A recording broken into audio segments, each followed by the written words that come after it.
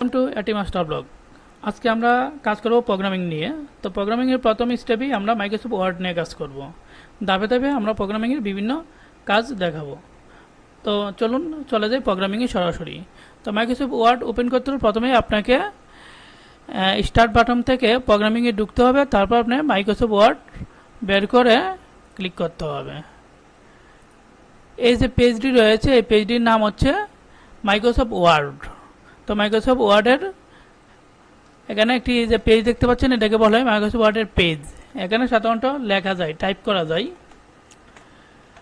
তারপর মাইক্রোসফট ওয়ার্ডের টাইপিং কিংবা অন্যান্য কাজ দেখানোর আগে শুরুতেই আমরা এই চলে যাব কিভাবে মাইক্রোসফট ওয়ার্ডে কাজ করতে হয় কিংবা করা যায়। সেক্ষেত্রে আমি একটি পেজ আগে থেকেই আপনাদের জন্য রেডি করে রেখেছি। ওই পেজটা থেকে কাজ করে সহজেই বুঝতে পারবেন। এই যে মাইক্রোসফট ওয়ার্ডে সাধারণত এই অপশনগুলো দিয়ে কাজ করা হয়ে থাকে। এই অপশনগুলোকে বলা হয় লিবন। আপনারা দেখুন এখান থেকে এই যে অপশনগুলো রয়েছে, এখানে এই ভিতরে যে অপশনগুলো রয়েছে, file, home, insert, drawing, design, layout ইত্যাদি, এগুলোর নাম হচ্ছে ট্যাব। ট্যাব এবং প্রতিটা ট্যাবে ক্লিক করলে ভিতর থেকে আরও কিছু অপশন বের হয়।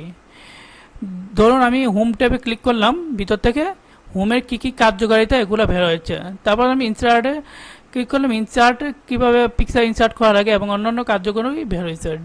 ডিজাইনে ক্লিক করলে ডিজাইন সম্পর্কিত কাজ বের হবে। ঠিক তেমনি ভিউতে ক্লিক করলে ভিউ সম্পর্কিত কার্যক্রমগুলো বের হবে। তো এগুলোকে বলা হয় সাধারণত ট্যাব।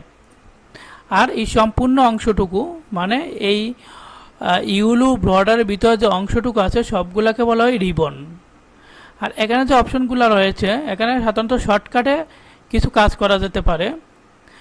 এখানে ধরুন আমি এখানে প্রিন্ট করার সময় যে সেভ অপশনটা এখানে অটো দেওয়া আছে, এখানে ক্লিক করলেই সেভ অপশন চলে আসবে। তো এখানে আমি চাইলেই কুইক প্রিন্ট অপশনটা শর্টকাটে নামিয়ে রাখতে পারি, মানে প্রিন্ট করার পর কীভাবে পেজটি শো করবে।